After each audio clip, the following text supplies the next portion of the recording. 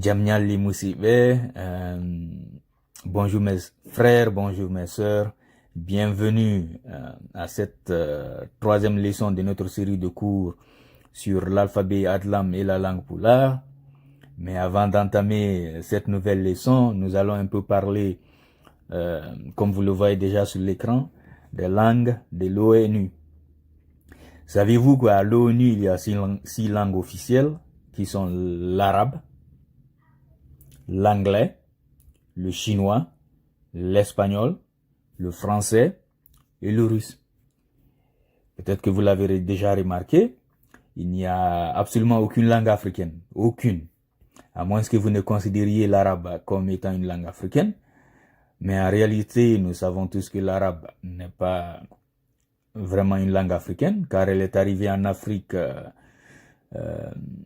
entre le 7e et le 8e siècle. Et vouloir considérer l'arabe comme étant une langue africaine, c'est éventuellement considérer le portugais, l'espagnol, l'anglais ou le français comme étant des langues africaines. Mais nous savons qu'en réalité, elles ne le sont pas. Nous avons nos propres langues ici, mais aucune de ces langues n'est considérée comme langue officielle à l'ONU. Pourtant, l'Afrique est le deuxième continent le plus peuplé du monde après l'Asie. Et comme nous l'avons dit déjà lors du cours précédent, il y a plus de 2000 langues qui sont parlées en Afrique, mais aucune de ces langues n'est considérée comme officielle à l'ONU. Pourtant, nous avons parmi ces 2000 langues des langues qui sont très puissantes. En Afrique de l'Est jusqu'en Afrique australe, même en Afrique centrale, nous avons le Swahili qui est parlé par plus de 150 millions de personnes, c'est-à-dire plus que le nombre de personnes qui parlent le russe. Pourtant, le russe est considéré comme une langue officielle de l'ONU. Et en Afrique de l'Ouest, par exemple, nous avons des langues nationales, des langues transnationales, des langues qui sont très puissantes, qui pourraient servir dans l'intégration du continent, dans la communication inter-État en Afrique de l'Ouest. Ces langues sont le Hausa, le Pulaar ou Fulfulde et le Mandin. Mais malheureusement, je n'en veux vraiment pas à l'ONU. Le problème, c'est nous. À l'exception de quelques États en Afrique, il n'y a pas beaucoup de pays où des langues africaines sont considérées comme langue officielle. Au niveau même du continent, nous avons notre organisation internationale ici, qu'on appelle l'Union africaine. Et à ce niveau, aucune langue africaine n'est considérée comme langue officielle. Je dis bien langue officielle. Et les réunions et les discussions de travail s'y tiennent généralement dans les langues de l'ancien colon, c'est-à-dire en français, en espagnol, en portugais, en anglais, etc. Donc, comment voudriez-vous que les autres valorisent ou considèrent ou accordent de l'importance à nos langues si nous-mêmes, nous n'accordons pas de l'importance à nos langues?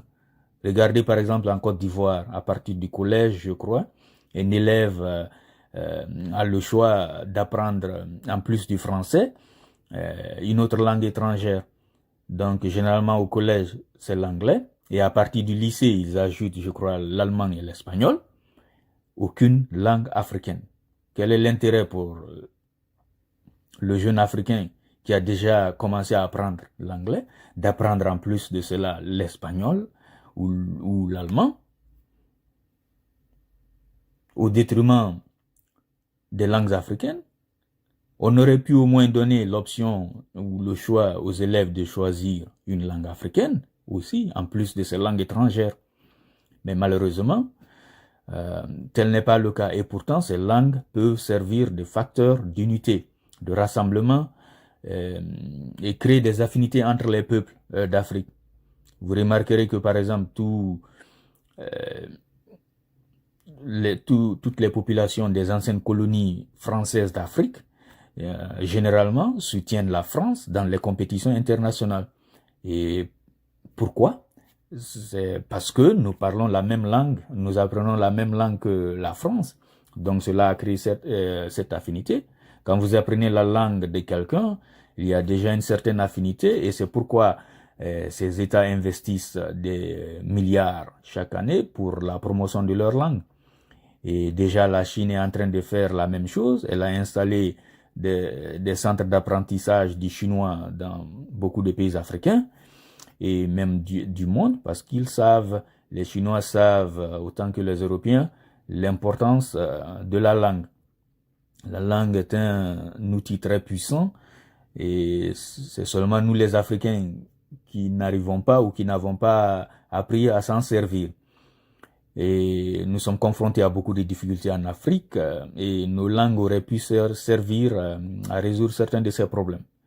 Donc, nous devons encourager, mettre la pression sur nos États afin qu'ils valorisent nos langues africaines.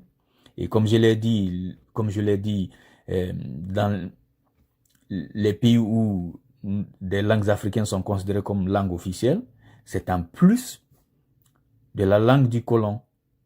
Donc, même si la langue africaine est considérée comme langue officielle, comme en Afrique du Sud par exemple, ou certains pays de l'Afrique de l'Est, ça sera en plus de l'anglais ou du français. Et dans ce cas, la primauté reviendra toujours à la langue française ou bien à la langue anglaise.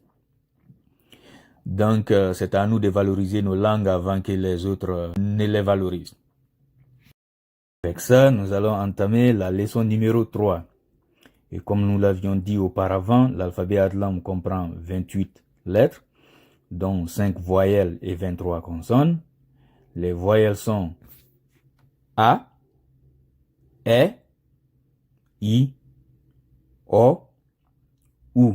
Encore.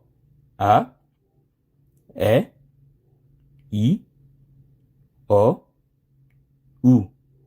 Et nous avons dit aussi qu'il y avait des voyelles longues qui sont A, E, I, O, U.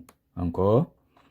A, E, I, O, U. Et après avoir étudié la consonne Da, La, Ma, Ba, aujourd'hui nous allons étudier la consonne Sa et Pa. Mais avant cela, nous avons ce qu'on appelle gémination ou Chidal en pulaar. Gémination veut dire lorsque la même consonne est doublée. Par exemple ici, quand vous avez ça et ça donne ça. Pa et pa, ça donne pa. Mais au lieu de doubler la consonne, on écrit une seule consonne et on met le Chidal en haut au-dessus de la consonne. C'est comme ça on représente le doublement de consonnes en pulaar. Pour la lettre Sa, nous avons Sa, Se, Si, So, Su. Encore. Sa, Se, Si, So, Su.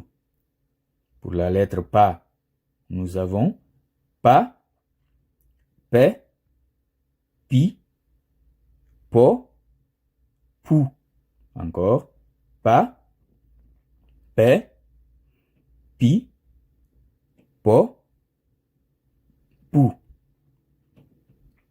Comme exemple de mots contenant ces lettres, nous avons pour la lettre Sa, Sapo, Seppo, Sodu, Sudu.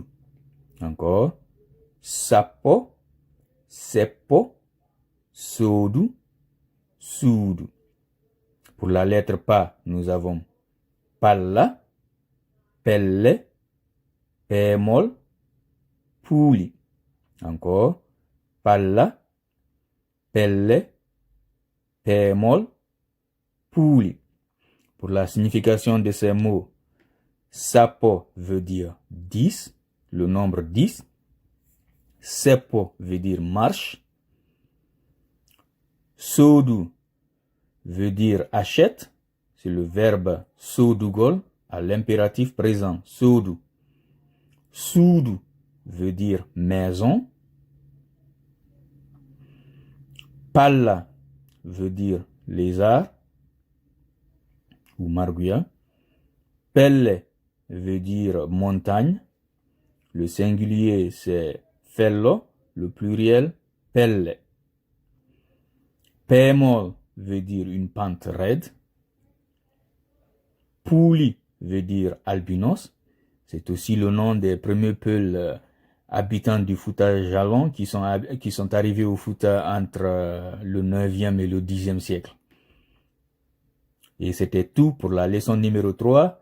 Si vous avez des questions, n'hésitez pas à les mettre dans les commentaires. Et pour les cours précédents, vous pouvez les retrouver sur la page Facebook Winden Jangen Adlam Pular ou sur notre chaîne YouTube Jangen Adlam. Et c'était tout pour aujourd'hui. Et merci et bonne soirée. Nyalen et Jam.